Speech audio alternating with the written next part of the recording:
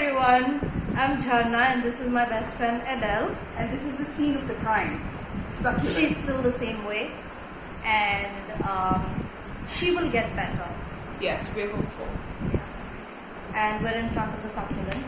And today we're going to be talking about non-fiction books that we would like to recommend. And again, we're going to be recommending 3 books each. So we'll start with Adele, which is your first recommendation. Not in any specific order. Yes, so this is not like number 1, number 2, number 3. It's just what we think of first. The first one is Wild by Cheryl Strayed. It's also a movie starring Reese Witherspoon, and it's such a compassionate book of forgiveness. And I'd like to quote something from the book, right? Oh, look at the cover! It's just so cute. Right, this is what she says. This is towards the end of her journey. What if I forgave myself, I thought. What if I forgave myself even though I'd done something I shouldn't have? What if I was a liar and a cheat, and there was no excuse for what I'd done other than because it was what I wanted and needed to do? What if I was never redeemed? What if I already was? To me, I was grappling a lot with forgiveness and what it meant, and even now I can't say that I fully understand, except that this book helped me so much in my journey to accepting myself for exactly who I am, exactly where I am. So the story is about this woman who has imploded her life, has lived a life of very poor choices and poor handling of the consequences of the choices, who decides on a whim, it seems like, to go on a trek on the Appalachian Trails. And it takes her many lonely, self-reflective weeks to finish the trek. And this is a girl who's not had much exercise, is not fit, and she goes on this trail by herself. And everything that can possibly go wrong does go wrong, and everything becomes right as a result of. This is such a beautiful story of redemption, and we need stories of hope like this, and simply and because it's the universal female experience, we can relate to it more. But that's not to say that there's not something so beautiful and poignant and human about this for men as well. So I would strongly recommend this book, Wild by Cheryl Strayed. That's my first non-fiction recommendation. My first recommendation is the book Healing the Shame That Binds You. It changed my life. I had to read it twice. The first time because I read 50% of the book in a week, and the other 50% was the exercises that you can do in dealing with toxic shame and how you can heal toxic shame. And during this experience of reading the book, I was thinking about all the people that I had come across who were exhibiting this behavior, that behavior. Oh, this is that person. So it was really about blaming other people and attributing certain behaviors to them. And I stopped reading the second half of the book because the exercises felt very intense for me, and mainly because I thought that I didn't have anybody in my life who would be willing to go on that journey with me. And blaming somebody else and feeling extremely alone or lonely, these are also signs of holding on to toxic shame. So the next time I read this book was, I think 6 months later, 6 or 8 months later. I don't remember how much later I read the book. And that time when I decided to read the book, I read the full book at a stretch, but it took me 2 months to cover the entire book, because every page I was reading felt like, yes, I have done this, I have exhibited this behavior. It was not about blaming anybody else anymore. It was about seeing all of those behaviors in me. And that's a really hard pill to swallow, because all of us, we come from backgrounds where we have been shamed as children, we have been shamed as adults, and it's not just in a family setup or a school setup. It happens all the time. We do it so unconsciously, and because shame, toxic shame, is so deep rooted, we just tend to pass it on to people because we don't want to be the only people suffering in that shame, right? And when I read the book the second time, I had to read every page at least 3 times, 4 times, 5 times before I could continue. And I went at a really, really slow pace, because when I was reading it at that point of time, it was about me. And it takes a lot more time to accept the fact that you can do bad things doesn't make you a bad person. And it's also important to understand that a healthy sense of shame is required in order to go beyond our issues, go beyond the feeling of being a victim. So to understand that difference, to understand that there's a lot of difference between feeling guilty and feeling ashamed of ourselves. So this book is, I think I've recommended it to literally everyone I know. Absolutely everyone I know, and you must read this book. It is life-changing, and in my opinion, read it at least once a year, because our understanding of shame through our journey over a period of time changes, and you can still look back and see how much you've learned from that experience, how much you can still learn from where you are. And I think this book is a sort of a Bible for me to just have. So I would highly recommend this book. By John Bradshaw. Yes, I'm sorry, I didn't mention that. Yeah. So what about you, Adele? The next book I would recommend is not so subtle, but The Subtle Art of Not Giving a Fuck by Mark Manson. Wow, it's a... I've never read anything that it feels like you watch. I watched this movie G.I. Jane, where Demi Moore shakes her head and goes into this army training, and she's just got people screaming in her ear saying she can't do it, and she proves she can. And she can. This book feels like that. Like you're in army training and somebody is saying, "Who the fuck do you think you are? You can do it!" Oh! You know? Like, okay, I get it. Please stop there. We leave you alone. So it's a grating read. I recommend it because it's his style of writing, his language, but the man gets the point across. And I have to say that I gave this to myself as a New Year's gift for 2017, was it? 2017 or 18? I gave this to myself as a New Year's gift, and I read it for New Year's. And that year started like, how would you know? I just said and I just stopped. Sounds so dumb. This is a book that tells you, helps us prioritize and gives us the authority to do it. And you understand that I always had this authority, and I was just not behaving like the CEO of my life and hiring and firing people as I should, according to what my vision for my life is.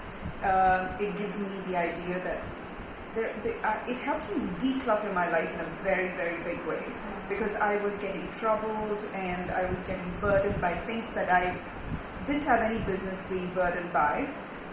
because I have a vision for my life, and it helped me streamline my life in way about just like a army colonel just screaming into my face, spittle flying, and you just stood there. Just read it, and if you subscribe to Mark Manson's His newsletter, newsletters. you can begin every Monday With a screaming yes, into your face. spit flying into your face. But he straightens you out like a piece of wire. Every lie that we tell ourselves, Absolutely no nonsense. yeah, every lie we tell ourselves to continue to live the way we are, so that we can coast and we can be a victim and we can blame the universe and astrology for where we are. Everything is ripped to shreds, and the total accountability that you have to face.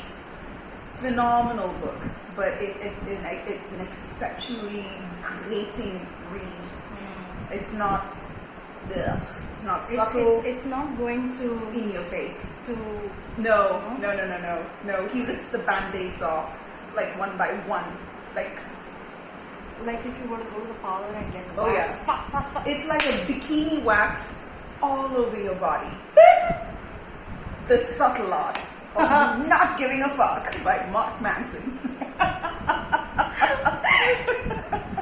Yeah, what's your recommendation now, Jonah? My next recommendation is this book, The Mindful Path to Self-Compassion by Christopher K. Germer, which you actually recommended to me.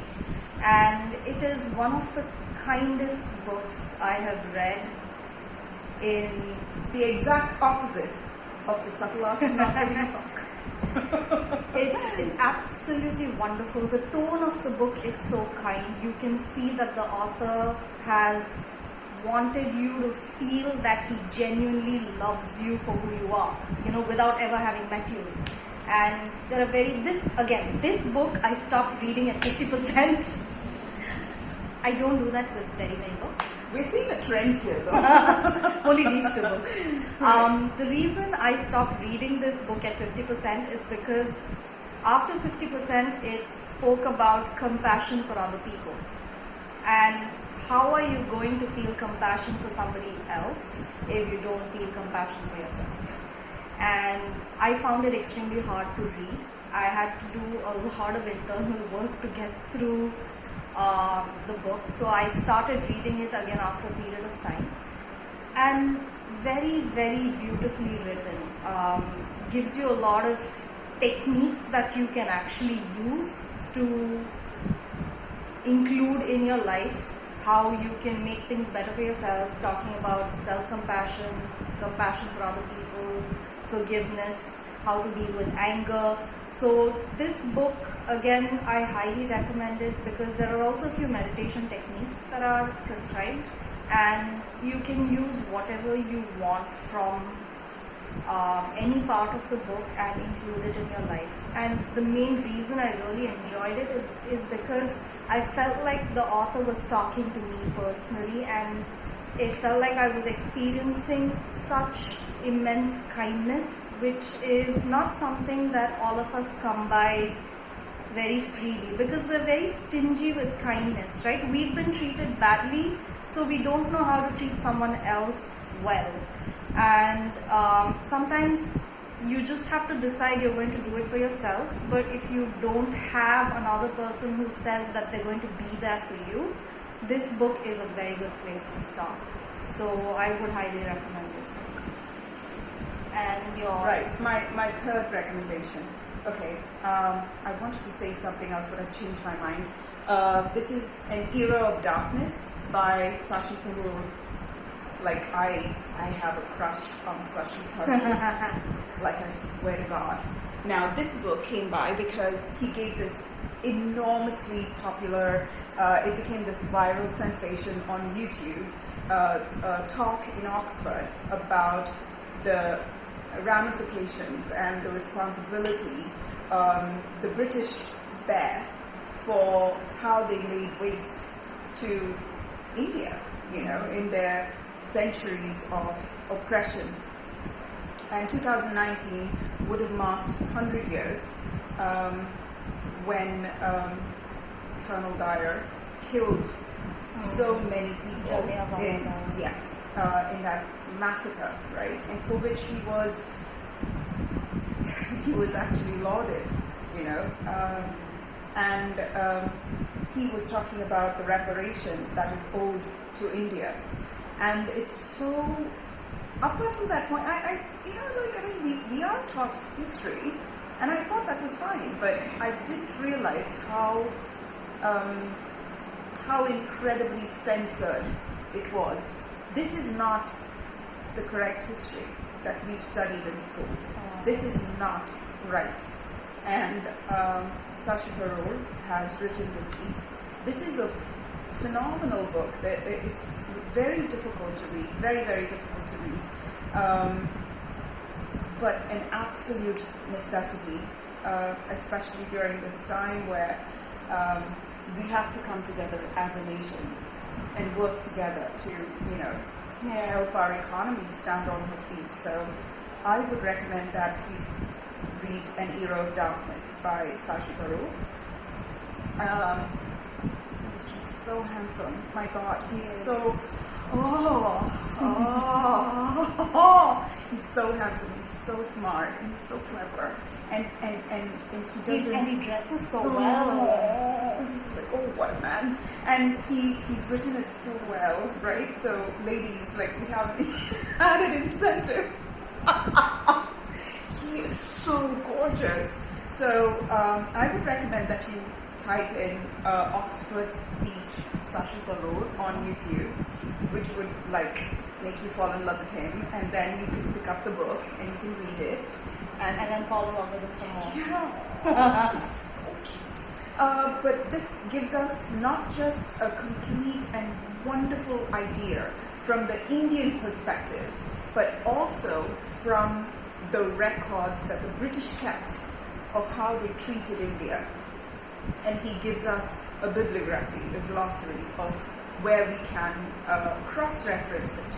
So it's not somebody's revenge, a revenge speech. It's not what it is. It is historical, it's recorded, and it's very, very valid. And for a lot of people who are going through a crisis of, I don't fit in, what is this? I studied English and I believe in a white-skinned, blue-eyed, blonde-haired God who's called Jesus. And all this identity crisis that I went through as well. I wish I'd read this book when I was in school. Which I didn't, but better late than never. Read this book. We need an Indian voice to tell us what exactly happened, and not the curated history that we've been fed, which is tragic. Ever since I read this book, I've been, oh my God, trumpeting the beauty of this book, the language with which it's written, the compassion with which the tales of the forgotten sacrifices have been reminded to us. So much compassion, right? Please read this book. It should be made mandatory in schools and colleges, I feel. But I don't know, that's my opinion. But Sashi Tharoor, it's total eye candy. And please read this book. What's your book recommendation, Janna? So my final book recommendation is Women Who Run with the Wolves. Yeah. Fantastic book. My head is a puddle. You're reading it right now. Yes. And it's taking me, it feels like I'm doing a trek. And it just feels like forever. I think I've been reading for 3 weeks now. And I'm not a very slow reader, but there's just so much that's happening in the book all at once. And it's actually part fiction and part non-fiction. So there are a lot of stories that are detailed in the book, and what we're able to learn from the stories and apply it to our inner lives, our psyche. And it really does feel like mountain climbing. It does, but totally worth it, because this is the voice of a woman who's lived to see so many different kinds of stories, who's gotten to meet so many women healers and storytellers and so many tribes people, and everybody all over the world, they have their own set of cultures, but there is still a basic force that unites us, and that is made very, very clear in this book. And it's not just for women, it is a great read even for men. And it talks about the different kinds of archetypes that we naturally have inside of us, but we give voice only to a few if we feel like we have the permission from the outside to do that. And all of us are different personalities in one person. We're not one person all the time. There's so many different personalities that come out, and this particular book is giving voice to all of those personalities. It talks about how we have different characteristics, how we also have the masculine, women also have the masculine that is very action oriented, movement oriented, and the feminine energy, which is a very receptive kind of energy, and how we're trying to find a balance in our lives by tending to all the things that we're experiencing. And I would highly recommend it. You may read it faster than I do, but it takes a little bit of an effort. And this book is written by Dr. Clarissa Pinkola Estes, and absolutely wonderful book. When you listen to stories, it becomes a little easier to assimilate them, and how she details those stories is what really makes all the difference, and what you're able to get from those stories. So please do read the book. Absolutely wonderful book. She's a folklore specialist or something, isn't she? Cantadora, keeper of stories. And also a Jungian psychoanalyst. So she deals a lot with shadows, as Carl Jung talks about his shadows, so she's very much into that. Yeah. So these were our recommendations. If there are other books that you think we should read, please leave a comment, and we will see you next week. If you like the video, please click like and subscribe. Thank you. Bye. Bye.